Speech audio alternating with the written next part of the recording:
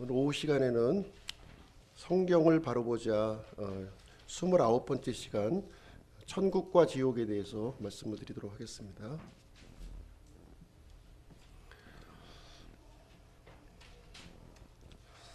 파스칼의 이제 게임 이론인데요. 파스칼의 게임 이론 1650년 프랑스 파리 대학에서 파스칼이 이제 수학의 게임 이론을 적용해서 이제 질문 수업을 이제 진행했다고 합니다. 학생 여러분 대답하셔야죠. 학생 여러분, 우리는 게임을 할 때 승산이 있는 곳에 배팅을 합니다. 그렇죠? 승산이 없는 곳에 배팅하시는 분은 굉장히 어리석은 분이죠. 천국과 지옥의 존재에 대하여 질문을 하려고 합니다. 천국과 지옥이 있다 없다, 어디에 배팅하시겠습니까? 여기 계신 분들은 아마 다 천국에 배팅하시겠죠. 믿지 않는 사람들은 배팅하지 않을 겁니다. 자, 당신의 인생을 우리 각자 이제 다 그 인생이라고 하는 그 기간은 기회의 시간을 우리에게 주셨죠. 하나님께서 어디에 배팅하시겠습니까? 천국과 지옥이 없다. 없다에 이제 배팅할 수도 있겠고요. 또 천국과 지옥이 있다. 여기에 배팅할 수도 있겠죠. 그래서 천국이 없다고 이제 배팅하시는 분은 준비를 안 하겠죠. 자신의 인생을 그쪽에 준비를 안 할 겁니다. 그러나 천국과 지옥이 있다고 생각하시는 분은 마땅히 그 준비를 이제 이 땅 인생을 가지고 하리라고 생각합니다. 자, 이 경우의 수를 한번 볼게요. 경우의 수를 보면 없다고 배팅한 사람과 있다고 배팅한 사람이 있는데 모두 다 죽죠. 다 죽습니다. 예외 없이. 죽었을 때 없다고 이제 살았던 사람들은 정말 있을 경우가 있고, 또 정말 없을 경우가 있어요. 두 가지 경우를 직면하겠죠. 죽은 다음에. 근데 만약에 없다고 살았는데 천국과 지옥이 있다는 거예요. 그럼 큰일 났잖아요. 이거는 준비 하나도 안 했기 때문에 이분은 큰일 난 거죠. 근데 천국과 지옥이 없다고 생각했는데 실제 없는 거예요. 그런 경우는 다행이죠. 아주 다행스러울 일일 겁니다. 근데 천국과 지옥이 있다고 이제 배팅한 사람의 경우, 정말 있을 경우 있잖아요. 자기가 준비를 했는데 그런 경우는 대박이죠. 대박 난 겁니다. 근데 없어요. 천국과 지옥이 있다고 생각하고 살았는데 없어요. 그런 경우는 뭐 본전이 되는 거죠. 어디가 이익인가요? 당연히 우리가 없다고 배팅한 사람은 굉장히 어리석은 사람이죠. 그렇죠? 손해 보는 인생을 산 거고, 그러나 있다고 살았던 사람은 당연히 큰 그 이득을 이제 얻게 되는 겁니다. 자, 오늘 밤 인생의 끝이라면 천국과 지옥이 없다고 사는 사람은 아무런 준비가 돼 있지 않을 거예요. 그분은. 근데 막상 천국과 지옥이 없다면 다행스럽겠지만 그렇지 않을 경우는 엄청난 손해를 각오해야 될 겁니다. 반면에 천국과 지옥이 있다고 사는 사람은 이렇게 준비를 했겠죠. 당연히 인생을 준비하는 시간을 가졌을 겁니다. 천국과 지옥이 없을 경우에는 특별히 손해날 것은 없죠. 손해날 것은 없습니다. 그러나 천국과 지옥이 있을 경우는 대단히 큰 이득을 이렇게 보게 되는 것입니다. 이 자리에 계신 분들은 어느 쪽이시죠? 자, 죽음 이후에 이제 성경은 이렇게 말해주고 있습니다. 두 장소가 존재한다는 거예요. 두 장소. 천국과 지옥이 실제하는 장소라는 거죠. 어떤 마음의 상태가 아니에요. 이거는 실질적으로 존재하는 두 장소가 존재한다. 우리에게 이제 말해주고 있습니다. 그래서 천국은 의로운 자들이 영원히 거주하는 장소가 되겠고요. 지옥은 사악한 자들이 영원히 거주하는 그런 장소가 되겠습니다. 그래서 오늘은 이제 천국과 지옥에 대해서 성경이 말하는 그 주제를 함께 살펴보도록 하겠습니다. 먼저 천국인데요.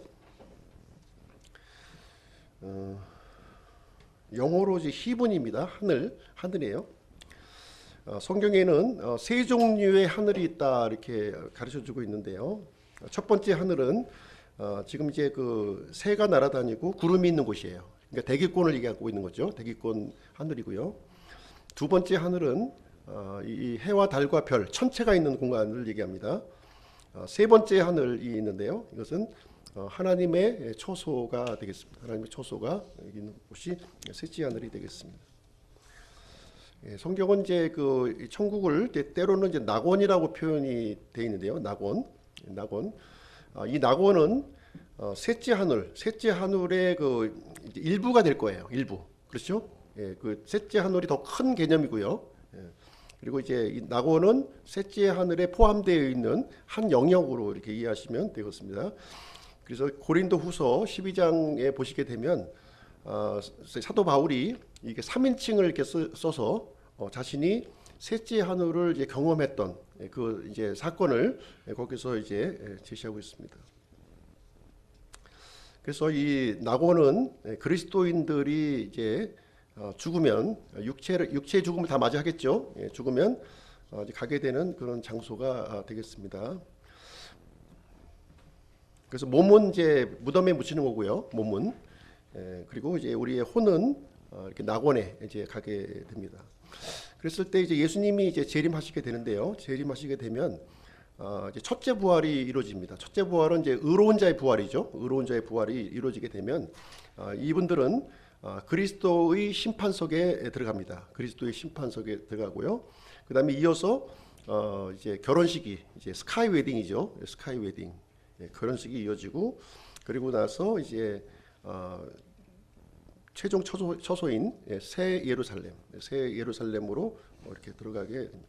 그림으로 보시면요, 잘 보이실지 모르겠는데 그림을 보시게 되면 그렇습니다. 그래서 우리는 이제 죽으면 무덤으로 가죠. 무덤으로 다 이제 가 있다가 지금 이제 이 낙원이 이제 지하에도 있고 보니까 이제 셋째 하늘에도 있네요. 낙원이 두 군데가 있습니다. 지금 지하에도 있고 이제 셋째 하늘에도 이렇게 있습니다. 그래서 낙원에 있던 이 혼이 이제 예수님이 재림하시게 되면 이제 공중으로 이렇게 끌려가서 이제 그리스도의 심판석을 거쳐서 새 예루살렘으로 이제 들어가는 곳으로 이렇게 구성이 되어져 있습니다. 그러면 낙원의 위치에 대해서 한번 보실게요. 낙원의 위치. 에베소서 4장 8절인데요. 같이 한번 읽어보실게요. 시작. 그러므로 그분께서 이르시기를 그분께서 높은 곳으로 올라가실 때에 포로로 잡힌 자들을 포로로 이끄시고 사람들에게 선물들을 주셨도다 하시느니라. 이렇게 보시면 그분이라고 하는 것은 예수님이에요. 예수님이 높은 곳으로 올라가실 때, 높은 곳, 셋째 하늘이죠. 높은 곳 올라가실 때 포로로 잡힌 자들을 포로로 이끄셨다 이렇게 하고 있어요. 이 포로를 누굴까요? 이 포로는 바로 이제 이 땅속에 있는 이 의로운 혼들을 얘기하는 거예요. 의로운 혼들, 의로운 혼들을 이끄시고 이제 셋째 하늘로 올라가셨다는 거죠. 그래서 이 낙원의 위치를 보시게 되면 예수님의 부활 이전에는 지하에 있었던 거예요. 지하 세계에 이렇게 존재하고 있었습니다. 그래서 이 지하 세계를 이제 그 낙원, 지하 세계의 낙원을 이제 아브라함의 품이라고 이렇게 성경에는 명시가 되어 있습니다. 근데 예수님이 이제 부활하신 이후에는 예수님이 이제 이렇게 지하 세계에 내려가셨다가 이제 거기에 있는 의로운 혼들을 이끄시고 셋째 하늘로 올라가셨기 때문에 지금은 이제 낙원이 이제 셋째 하늘에 있는 거예요. 지하에는 없습니다. 지하에는 이제 예수님 전에는 이제 지하에 낙원의 영역과 지옥의 영역이 이렇게 갈라져 있었는데 예수님의 부활 이후에는 낙원을 이제 셋째 하늘로 옮기셨기 때문에 지금 현재는 낙원이 없고요. 이제 지옥만 지금 이제 남아 있는 상황이 되겠습니다.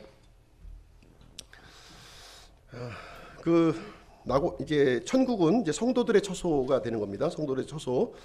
요한복음 14장에서는 이제 아버지의 집으로 또 표현하고 있어요. 아버지의 집. 아버지의 집. 하나님이 우리의 아버지가 되십니까? 그 처소로 아버지가 계신 곳으로 가는 거예요.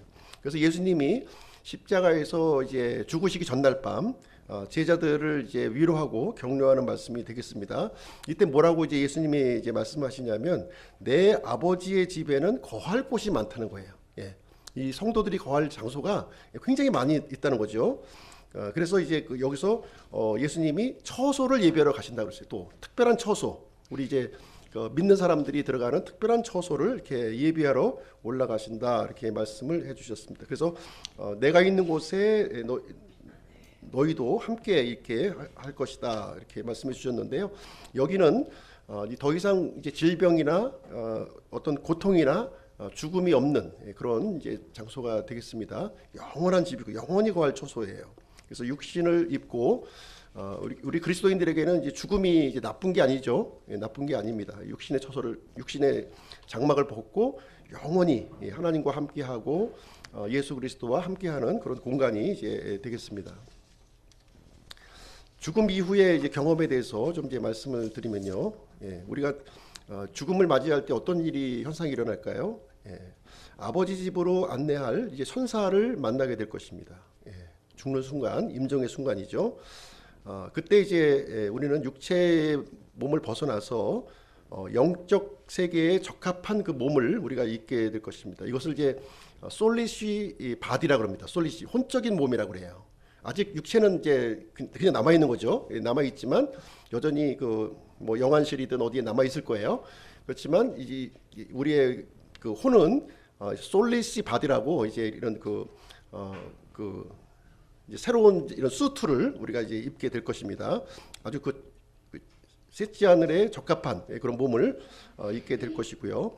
순식간 우리 우주 공간을 통과해서 하늘로 옮겨질 거예요. 이게 왔다 갔다 하지 않아요. 공중에서 왔다 갔다 하는 게 아니라 순식간에 순간 이동이 이루어진다는 거예요. 순간 이동이 하늘로 이제 하늘에 있는 낙원 거기로 들어가는 거예요. 이제 거기에 가게 되면 사랑이 가득한 새로운 환경이 있다는 것을 우리가 느낄 것이고요. 그리고 이제 우리가 고대하던 누구를 만납니까? 예수님을 만나는 거예요. 예수를 만나고 사랑하는 사람들도 거기서 만나게 될 것입니다. 그리고 앞서 갔던 구약 성도들, 신약 성도들을 만난다는 거예요. 아브라함도 만나고 다윗도 만나고 바울도 만나고 베드로도 만나고 디모데도 만나는 그 경험을 우리가 하게 될 것입니다. 성도들의 최종 장소가 성경에는 언급되어 있는데요. 거기는 새 예루살렘, 거룩한 도시 새 예루살렘으로 우리에게 알려주고 있습니다. 사실 이제 구약 성도들도 이 장소를 고대했죠. 고대했지만 고대만 했습니다. 구약 성도들은 들어가지 못하고 이 히브리서에서 보면 믿음을 가진 사람들이 이렇게 바라던 그런 고대했던 장소인데 우리 그리스도인들의 최종 초소예요. 이 새 예루살렘은 그리스도인들을 위한 최종 초소가 되겠습니다.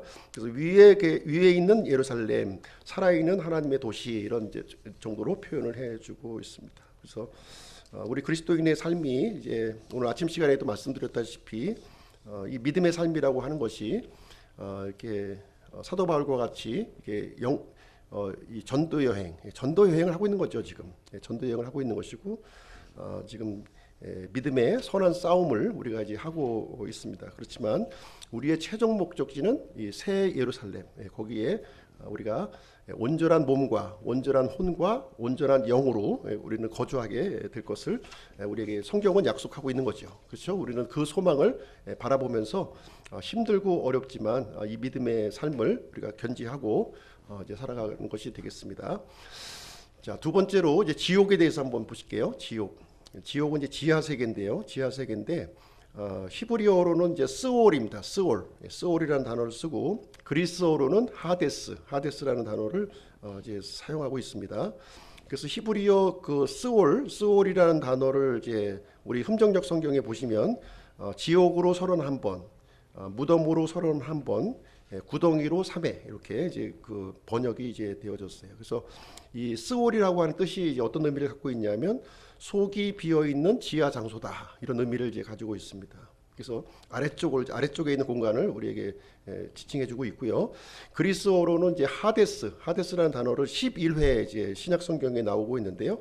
이것은 이제 지옥으로 10회, 무덤으로 1회 이렇게 번역이 되어 있습니다. 그래서 이 지옥은 사악한 자들이 몸의 부활 이전까지 거주하는 그런 장소가 되겠습니다. 예수님은 지옥에 내려가셨을까요? 예수님 지옥에 내려가셨습니다. 예, 십자가에서 죽으시고 이 죄의 이 값을 다 치르시기 위해서 지옥으로 이제 내려가신 거예요. 우리 이제 믿는 사람들이 경험할 그 지옥을 예수님은 대신 본인이 경험하신 거죠. 예, 경험하셨는데 지옥에서 가셔서 하신 일이 있습니다. 하신 일이 그것은 뭐냐면 이 사망의 열쇠들, 지옥과 사망의 열쇠들을 취하기 위해서 내려가신 거예요. 거기서 자신이 갈보리 십자가에서 이 완전한 대속을 이루었다고 하는 것을 이제 지하 세계에 선포하셨고요. 또 이 지옥의 이 지옥과 사망의 열쇠들, 그러니까 열쇠들이라고 표현돼 있죠. 여기 보니까 그래서 지옥으로 가는 문은 대단히 이제 이렇게 복수로 돼 있는 거예요. 복수로 지옥에 들어가는 문은 여러 군데예요. 여러 군데 들어갑니다. 천국으로 들어가는 문은 하나죠. 천국으로 들어가면 하나고 지옥으로 가는 문은 여러 개예요. 복수의 이 길이 이제 있습니다.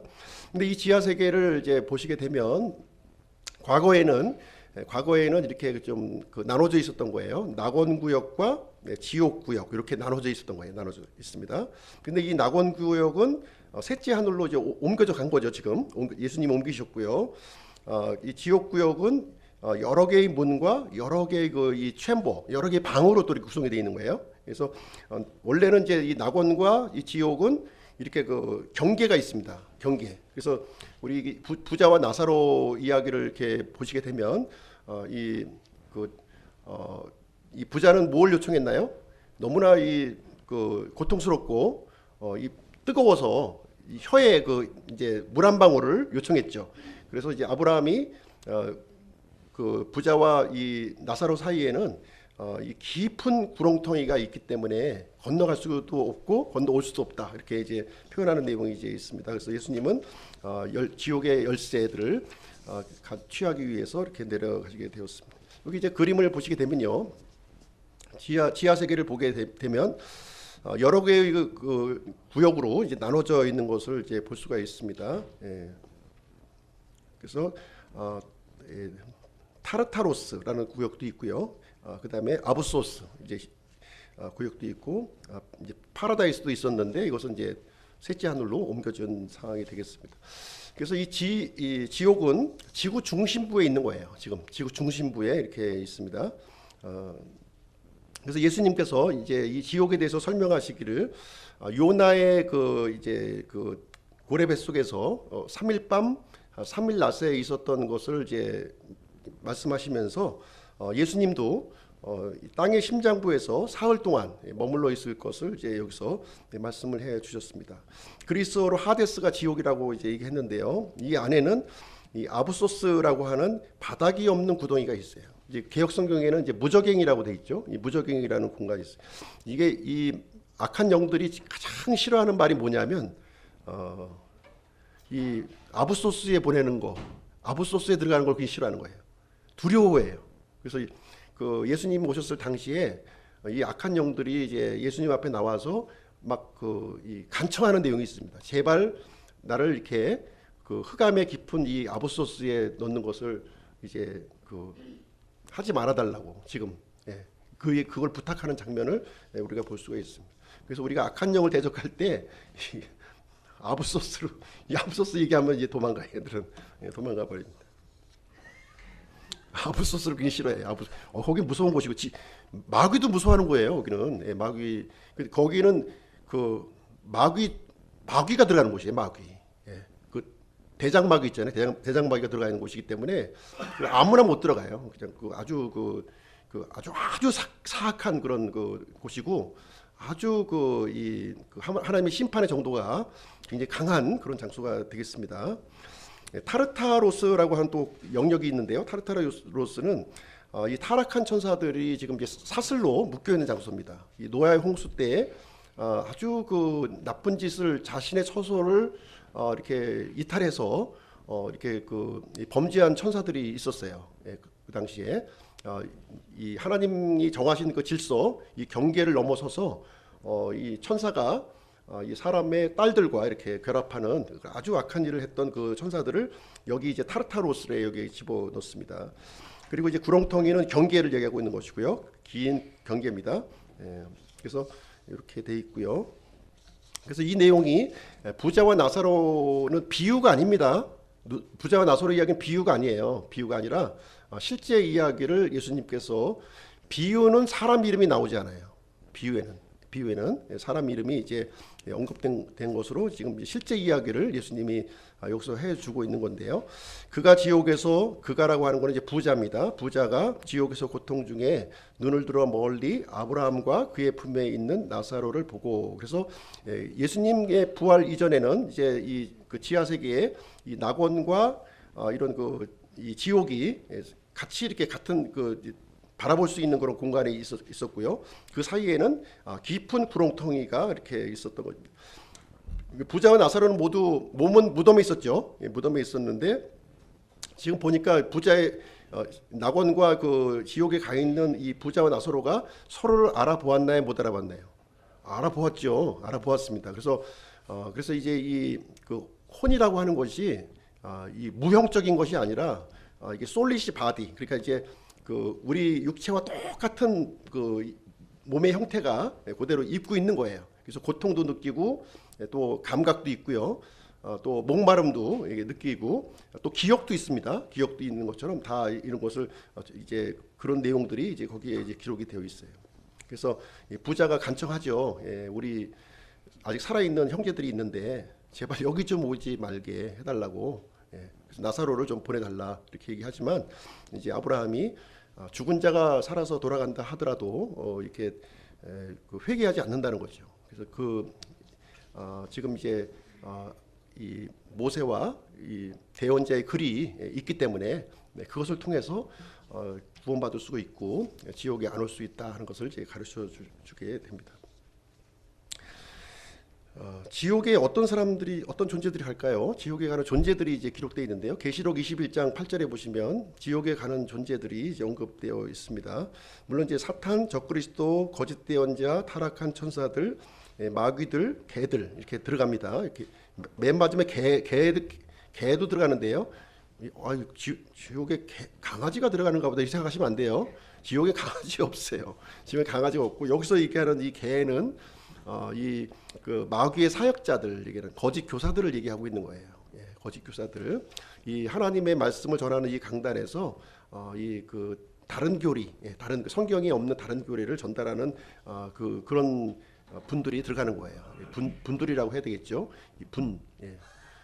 이런 분들이 들어가는 거예요. 그러니까 신천지에 계신 분들, 또 여호와 증인에 계신 분들, 또 안상홍 그런데 하나님의 교회에 계신 분들, 그런 분들이 들어가는 거예요. 여기요. 지옥이. 그런 분들을 위해서 특별히 만들어 놓은 공간이 여기입니다. 여기 들어가는 거예요. 그리고 이제 두려워하는 자들, 믿지 않는 자들, 가증한 자들, 살인자들, 음행을 일삼는 자들, 마법사들, 우상 숭배자들, 모든 거짓말쟁이들이 여기 들어갑니다. 그래서 예수 그리스도의 피로 씻김 받지 않은 모든 사람들이 이 지옥에 이제 들어가게 되는 것입니다. 지옥의 특징을 한번 보시게 되면요. 여기 가면 안 되겠죠. 여기 가시면 안 돼요. 결사적으로 여기는 안 가시려고 하셔야 됩니다. 지옥의 특징을 보시게 되면 잠언 27장 20절에 이렇게 기록되어 있어요. 같이 읽어보겠습니다. 시작. 지옥과 멸망이 결코 가득 차지 아니하는 것 같이 사람의 눈도 결코 만족하지 아니하느니라. 그래서 이 지옥을 이제 이렇게 묘사를 해주고 있는데요. 이 지옥이라는 공간은 가장 낮고 가장 깊은 그 자리에 여기에 이제 위치하고 있고요. 편도 티켓입니다. 편도 왕복이 아니에요. 한 번 가면 다시는 못 나오는 거예요. 다시 못 나오는 공간입니다. 지옥의 문은 들어갈 수는 있어도 나올 수가 없어요.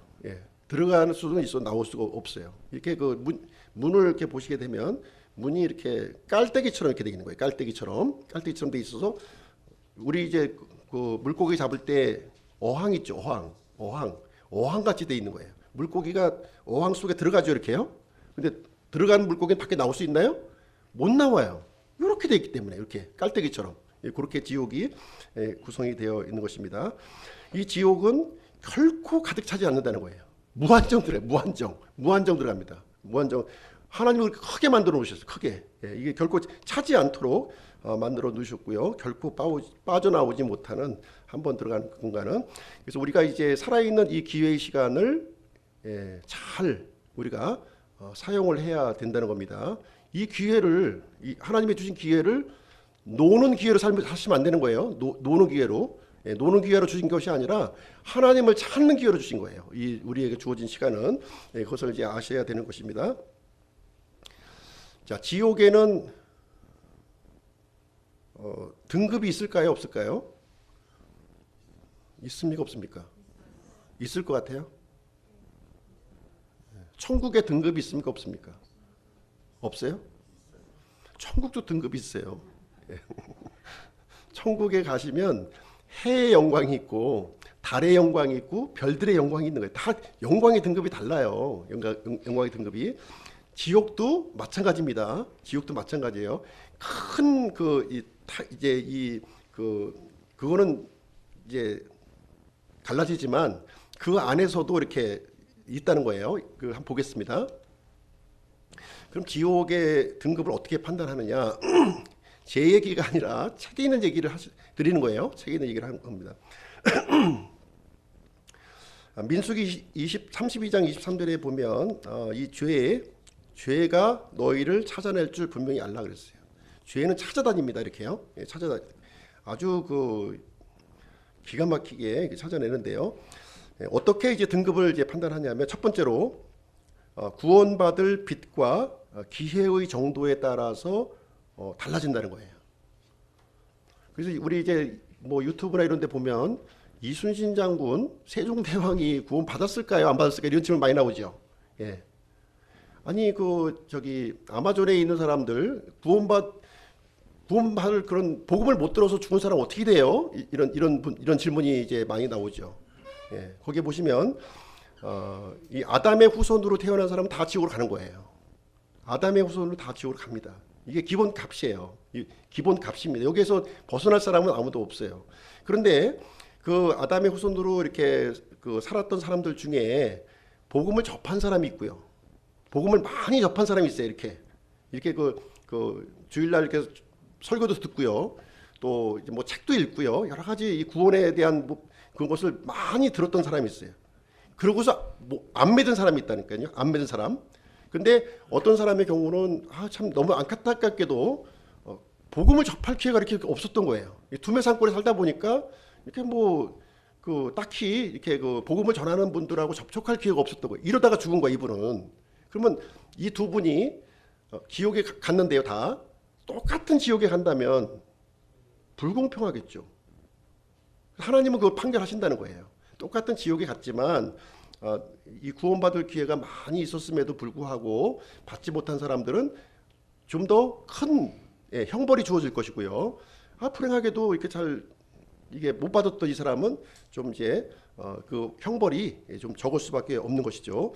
두 번째로 죄인이 지은 그 죄의 성격과 크기에 따라서도 달라진다는 거예요. 그렇죠? 예. 어떤 사람은 이렇게 평범하게 그냥 가장으로 살다가 이렇게 죽었어요. 또 어떤 사람은 막강한 권력을 가지고서 수만 명의 사람을 죽이고 사는 거예요. 예. 똑같을 수가 없죠. 이 죄의 정도가 똑같을 수가 없는 거예요.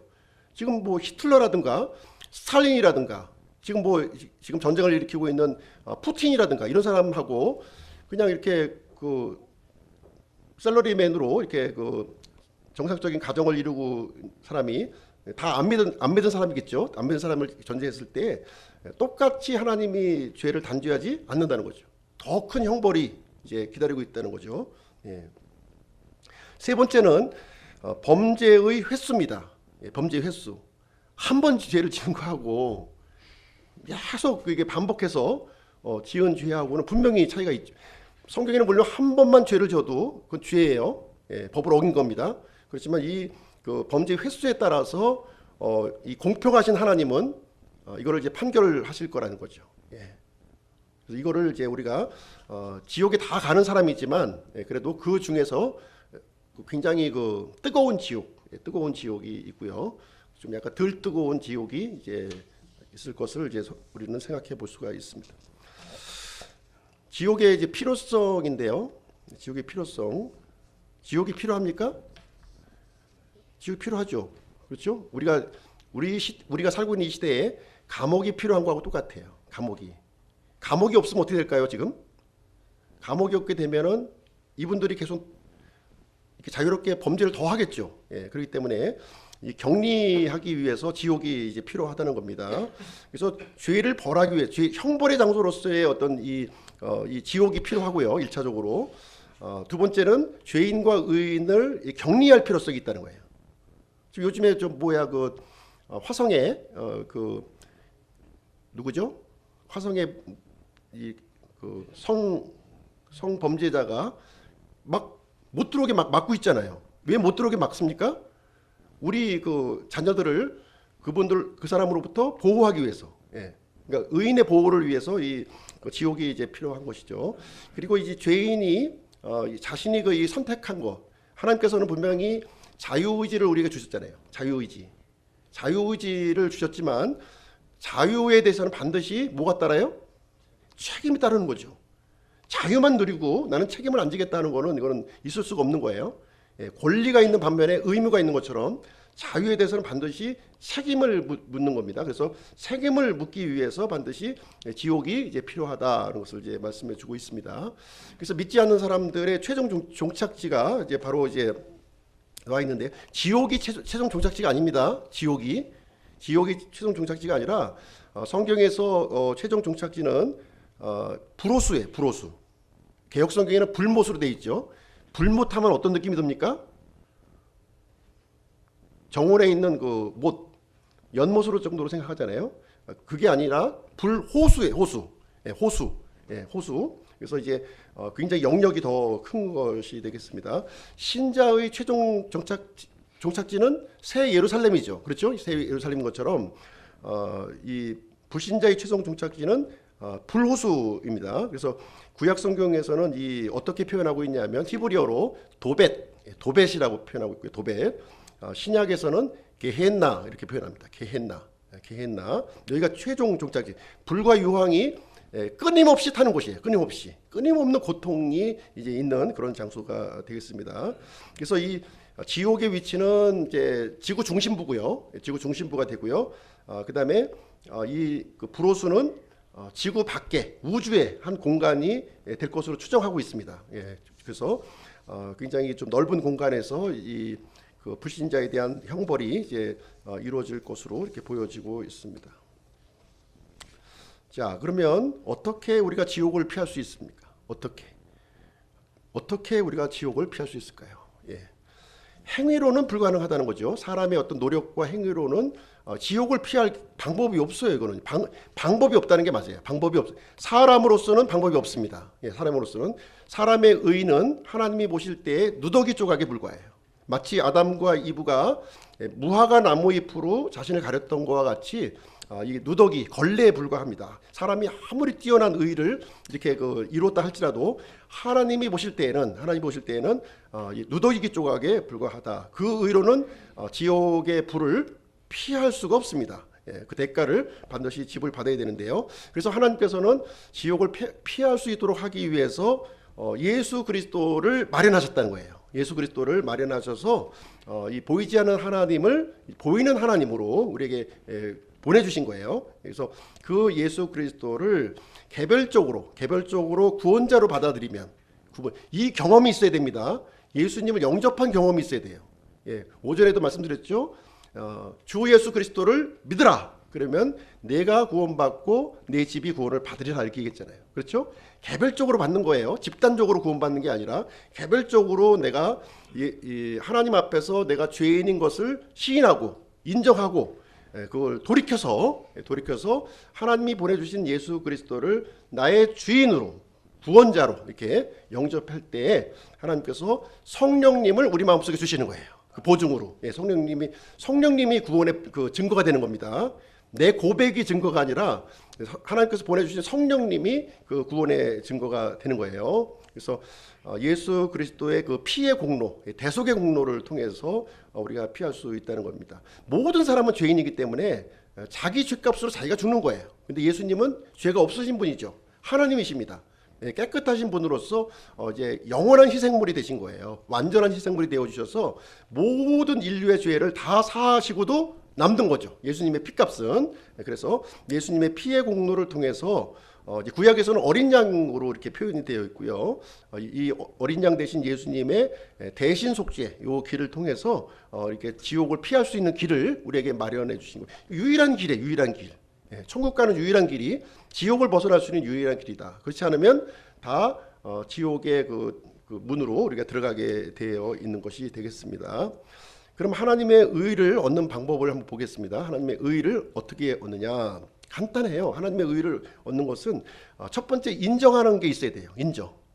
인정. 내가 죄인이고, 내가 죄인이고 예수님이 하나님이시다. 이걸 인정하는 게 있어야 되는 거예요.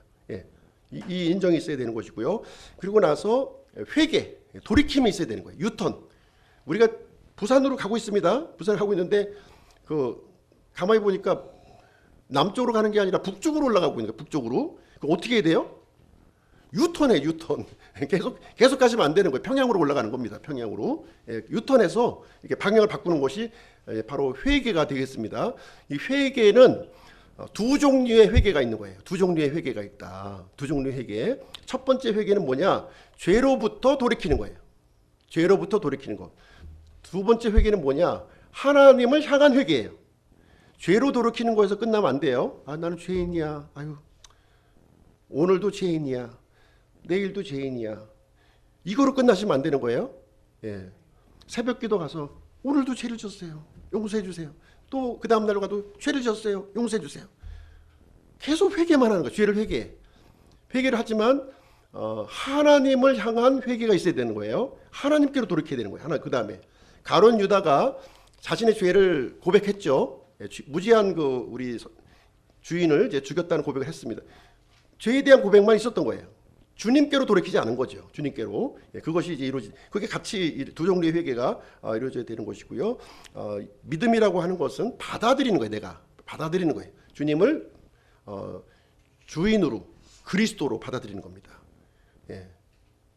그래서 보시고요. 그러면 이제 정리를 좀 하겠습니다.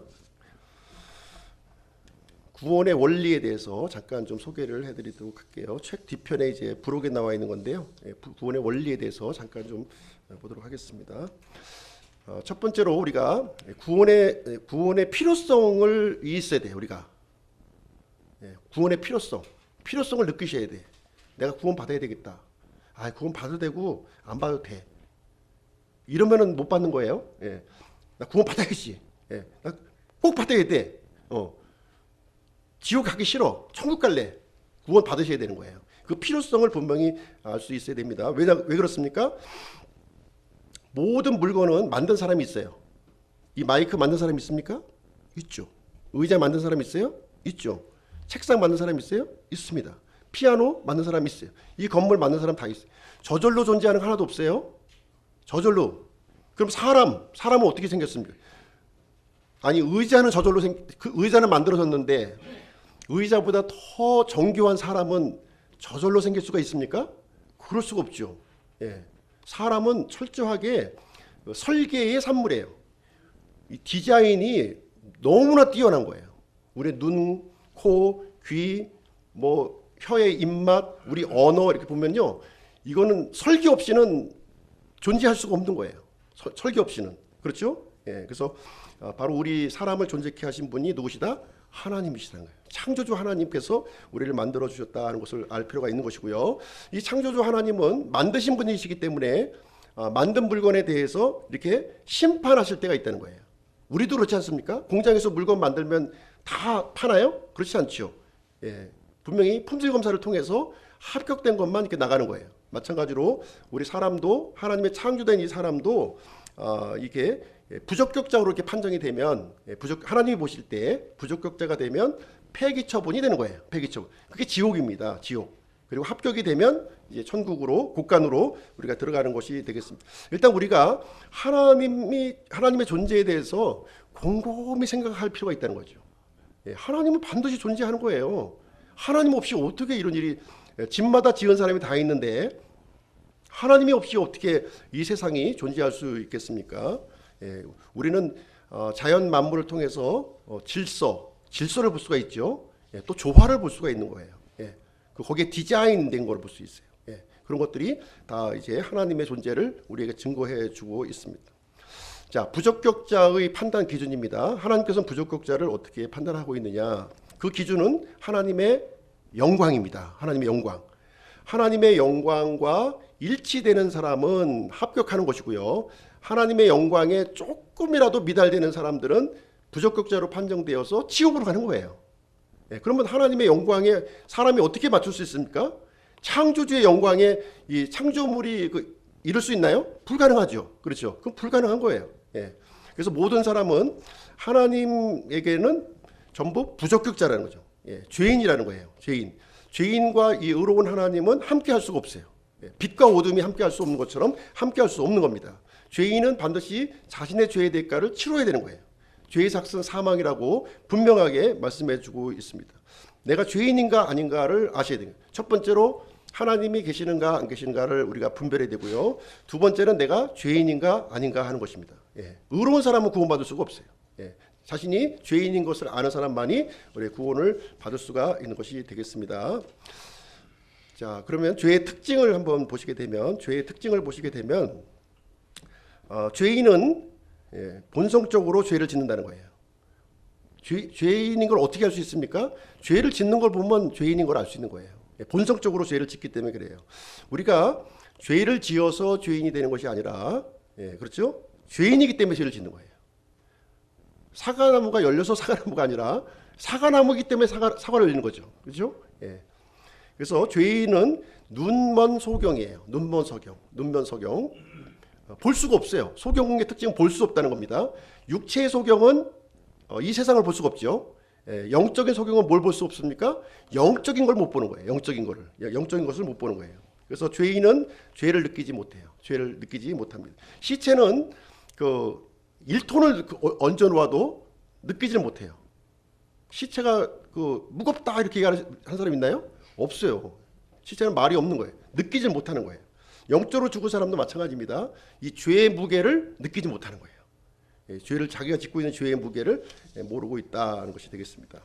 그래서 하나님께서는 이제 이 사람을 위해서 계획을 세워 놓으신 거죠. 계획을 세워 놓으셨습니다. 하나님의 계획을 여기서 보시게 되면 사도행전 4장 12절 같이 한번 읽어보실게요. 시작. 다른 사람 안에는 구원이 없나니 하늘 아래에서 우리를 구원할 다른 어떤 이름도 주께서 사람들 가운데 주지 아니하셨느니라. 그래서 그 사람 안에서는 구원을 찾을 수가 없기 때문에 하나님께서 이 구원을 마련해 놓으셨다는 거죠. 하나님이 마련해 놓으신 방법을 찾아야 되는 거예요. 내가 구원하려고 그러면 안 돼요. 내가 구원하는 것이 아니라 하나님께서 마련해 놓으신 걸 찾아야 되는 거예요. 그거를 찾는 것이 구원이라고 하는 것입니다. 사람이 사람을 고칠 수가 없어요. 사람이 그렇죠? 창조물이 창조물을 고칠 수가 없다는 거예요. 석가모니, 공자, 마호메트, 소크라테스 위대한 사람들입니다. 위대한 사람들이지만 이 사람이 사람의 문제를 고칠 수가 없다는 거죠. 없다는 거예요. 그래서 사람을 설계하신 하나님만이 우리 사람이 갖고 있는 본질적인 문제, 근원적인 문제를 해결할 수 있다는 것이 이제 되겠습니다. 그래서 어떤 사람들이 이제 구원을 받느냐, 이게 보시게 되면 주께서 주의 말씀하신 것들에 의롭다 인정받으시고 판단받으실 때 이기시리이다. 이제 이 얘기는 무슨 얘기냐면요. 하나님께 받아들여진 사람이 구원받는다는 거예요. 이 구원은 능동적입니까? 수동적입니까? 구원은요, 능동적이기도 하고 수동적이기도 해요. 이 부분이 자꾸 이제 구원에 대한 논란이 나오는 이유가 여기 있습니다. 이 양쪽의 중에서 하나만 주장하시면 안 돼요. 요거 잘못된 구원관이에요. 올바른 구원관은 능동적 구원과 수동적 구원을 같이 보셔야 되는 거예요. 같이 보셔야 된다. 이것을 이제 성경이 그걸 함께 얘기하고 있기 때문에 그렇습니다. 여기 보시게 되면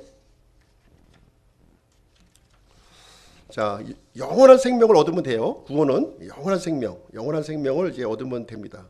그래서 로마서 6장 23절 같이 한번 읽어보시겠습니다. 시작. 죄의 삭은 사망이나 하나님의 선물은 예수 그리스도 우리 주를 통해 얻는 영원한 생명이니라. 그래서 사망과 영원한 생명을 이렇게 대조해서 지금 설명해주고 있죠. 사람은 죄의 삭스로 다 사망할 수밖에 없지만 오직 예수 그리스도 우르주를 통해서 영원한 생명을 우리가 얻을 수 있다 이렇게 얘기하고 있습니다. 하나님은 우리 사람들에게 필요한 그 모든 것들은 거저 주셔요. 공짜로 주십니다. 공짜로. 이걸 좀 이해하실 필요가 있는데요. 햇빛이라든가 공기라든가 물이라든가, 요즘에 이제 물은 사 먹죠. 물은 사 먹지만 물은 무한정으로 이렇게 하나님이 공짜로 주시는 거예요. 인간들이 오염시켰기 때문에 어쩔 수 없이 우리가 구매해서 먹는 거지, 실질적으로 이 햇빛과 공기, 물, 생명에 꼭 필요한 것들은 하나님께서 무한정 공짜로 주십니다. 마찬가지로 영원한 생명도 우리가 우리 사람들이 이제 소유할 수 있도록 준비를 해주셨다는 거예요. 준비. 누구를 통해 준비해 주셨냐? 바로 예수 그리스도를 통해서 얻을 수 있도록 해주셨다는 거예요. 누구든지 예수 그리스도를 접근할 수 있는 거죠. 접근할 수 있습니다. 접근하려고 하면 그분의 공로를 통해서, 십자가의 대속의 죽음을 통해서 우리는 영원한 생명을 얻을 수 있는 하나님의 길을 우리에게 이제 얘기해 주시고 있습니다. 그래서 요한일서 5장 12절에서는 분명하게 이 부분을 우리에게 이제 지적해 주고 있는데요. 요한일서 5장 12절 같이 한번 읽어보겠습니다. 시작. 아들이 있는 자에게는 생명이 있고 하나님의 아들이 없는 자에게는 생명이 없느니라. 이 영원한 생명을 어디에 감춰 놓으셨다고요? 예수 그리스도 안에 감춰 놓았다는 거예요. 우리 보이지 않는 하나님이 보이는 하나님으로 오셨잖아요. 예수님이요.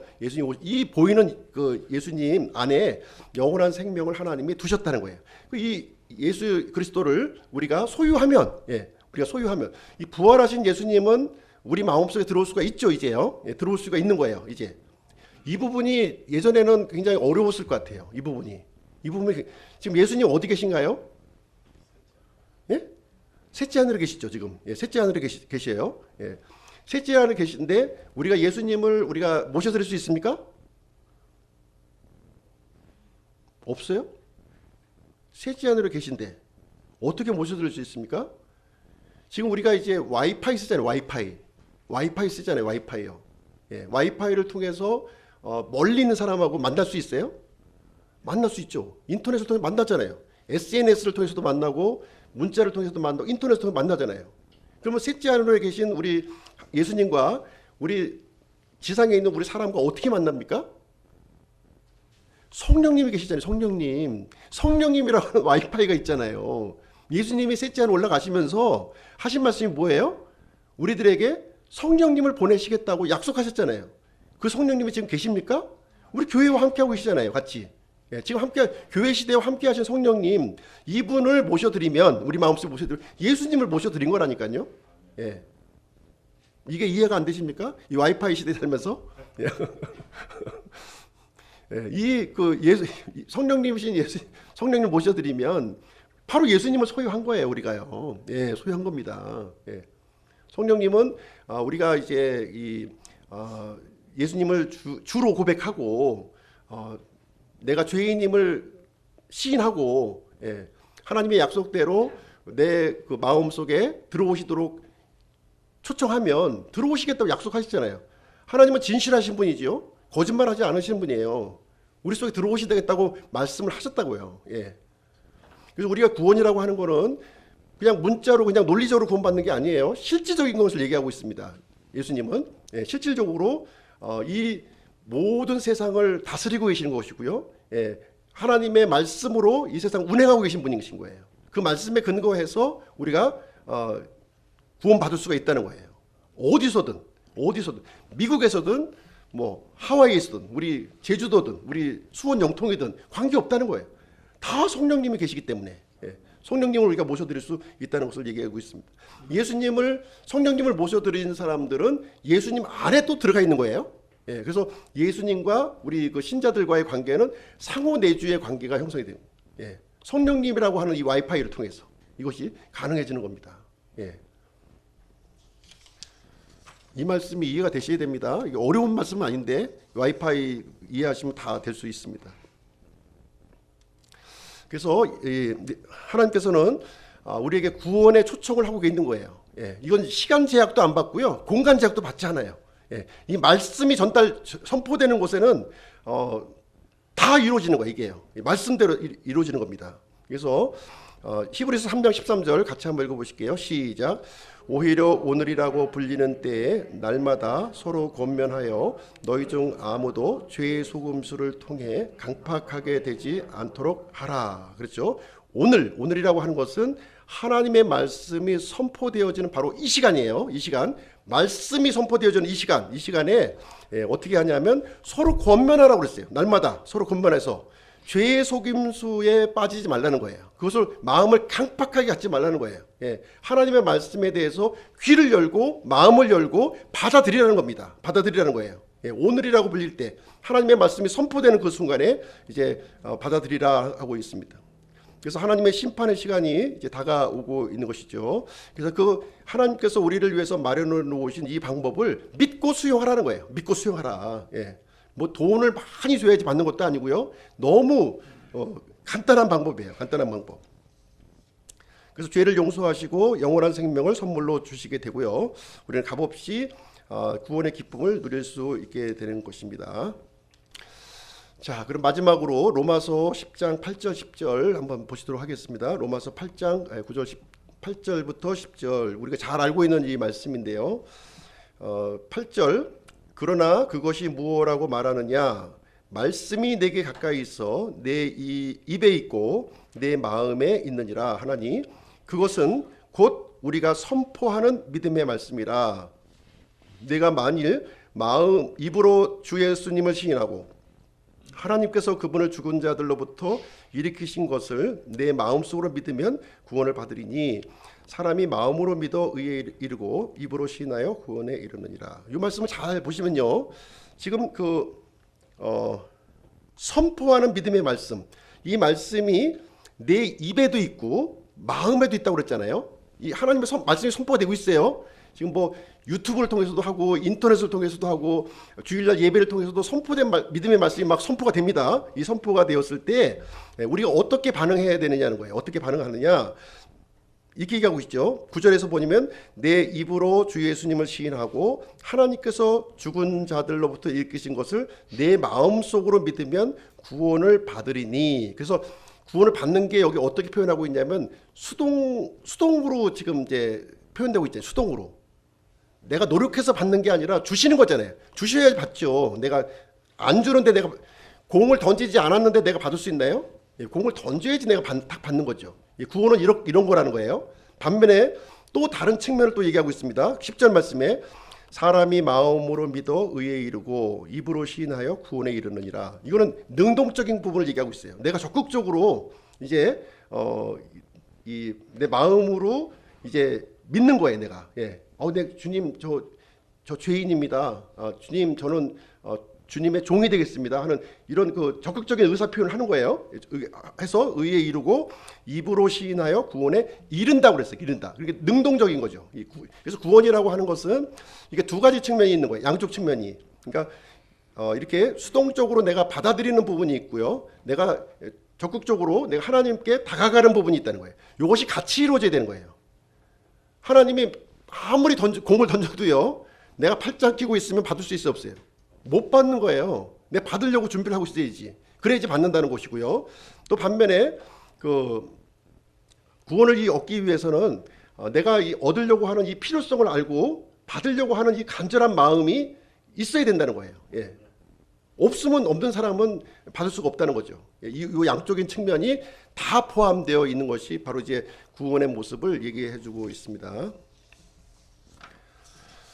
자, 그러면 오늘 이제 죽음 후에 있을 두 종류의 영원한 장소 여기서 말씀드렸고요. 천국과 지옥, 그래서 새 예루살렘과 불호수 여기에 대해서 오늘 이제 말씀을 드렸습니다. 천국과 지옥으로 가는 기준은 뭐냐? 하나님께서 준비하신 구원 열차에 달려 있다는 거예요. 하나님께서 준비해 주신 이 구원 열차. 구원 열차가 누구십니까? 예수 그리스도에 탑승해야 되는 거죠. 탑승해야 됩니다. 그 티켓이 뭐냐? 티켓이 바로 회심이라는 티켓이라는 거예요. 회심. 이 회심은 두 종류의 합성어입니다. 회개와 믿음이에요. 회개와 믿음이라고 하는 이 천국 티켓을 가지고 우리는 예수 그리스도 안에 이 구원 열차를 우리가 탑승을 이제 할 수가 있습니다. 그래서 구원의 방법이라고 하는 것은 두 가지가 있어요. 두 가지. 하나는 장례식을 치르는 것이고요. 또 하나는 결혼식을 치르는 거예요. 쉽게 우리가 얘기한다면 이 두 가지가 같이 포함되어야 되는 거예요. 장례식만 생각하시면 안 되고 결혼식만 생각하시면 안 돼요. 두 가지를 같이 생각. 우리가 예수님을 나의 구원자로 받아들인다고 하는 것은 첫 번째 장례식을 치르는 거예요. 내가 죄와 세상에 대해서 죽은 자로 내가 장례식을 치르는 겁니다. 예. 난 죽은 사람이에요. 죽은 사람. 예. 그리고 이제 예수 그리스도를 신랑으로 모시고 이제 남편으로 우리가 살아가는 것. 이것 두 가지를 다 포함하고 있는 겁니다. 두 가지. 예, 두 가지. 두 가지가 이 구원의 이제 요소를 포함하고 있다. 그래서 오늘은 천국과 지옥에 대해서 함께 살펴보는 그런 시간을 가졌습니다. 자, 그러면 기도하고 오늘 시간 마치도록 하겠습니다.